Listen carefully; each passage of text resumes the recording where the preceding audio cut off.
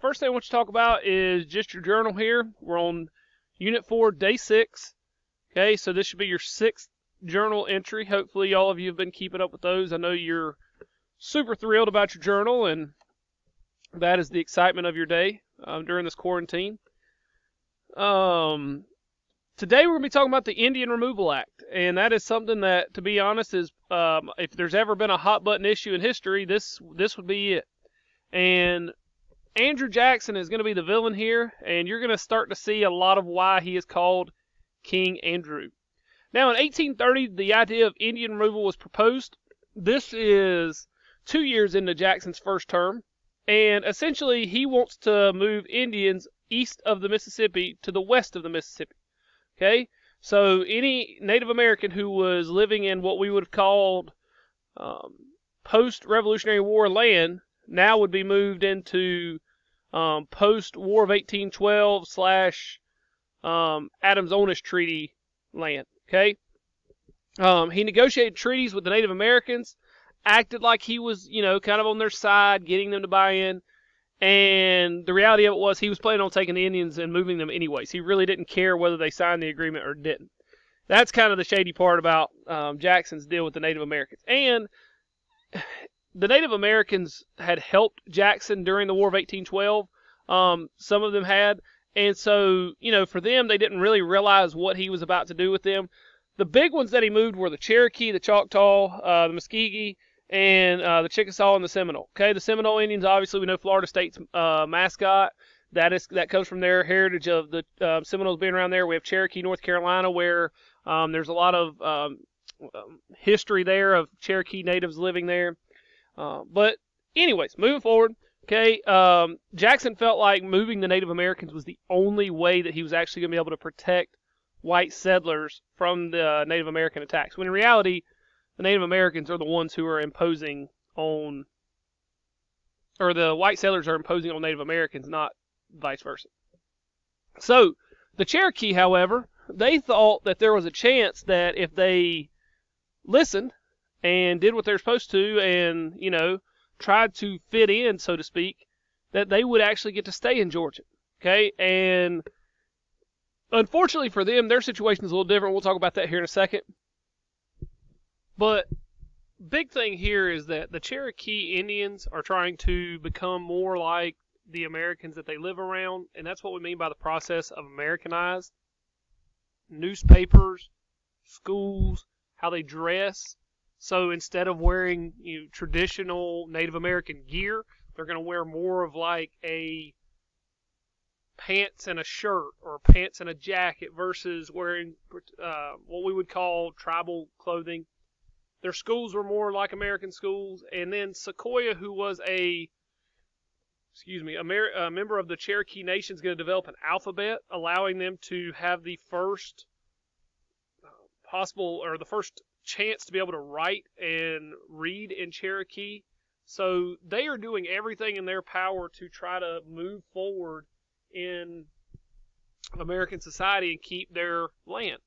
The problem is that under their land was gold, and not a lot of it, but somebody discovered gold there, and that only kind of built this idea that, hey, we need to get these Native Americans out, and then we can, find all these riches that, so to speak, lay under their land, even though it wasn't really true.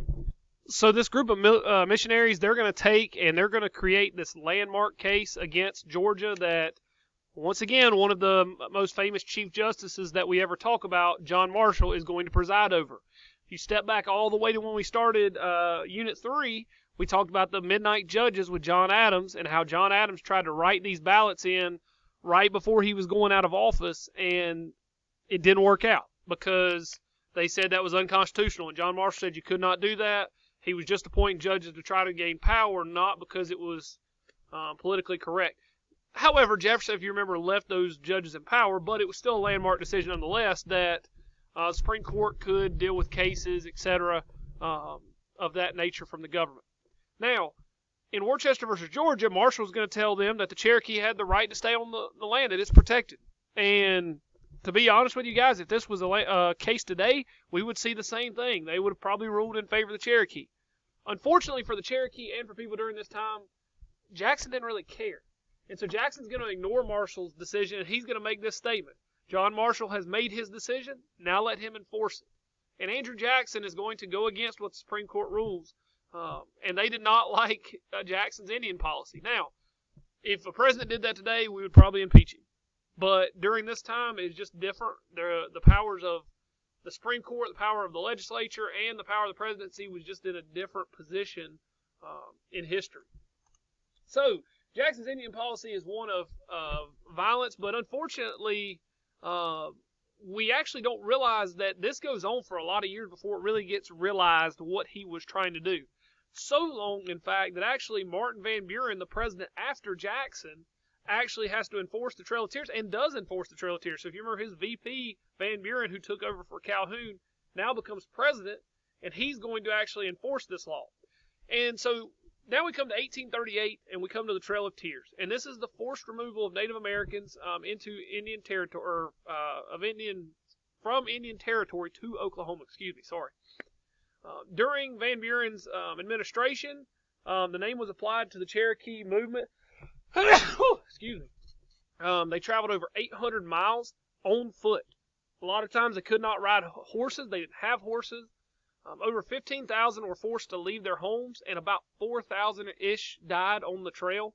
Guys, that's a lot of people. You're talking about that's almost a quarter of the people that went died. They had no help. Double standard of all men are created equal, as we mentioned in the Constitution and what our country's been built on.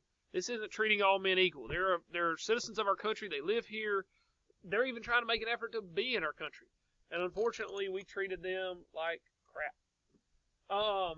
One soldier who had fought in the War of 1812 even made the statement, "I fought through the war between the states and have seen many men shot, but the Cherokee removal was the cruelest work I ever knew." So removing Native Americans from their homes and the way they were treated, I mean, we're talking men, women, children.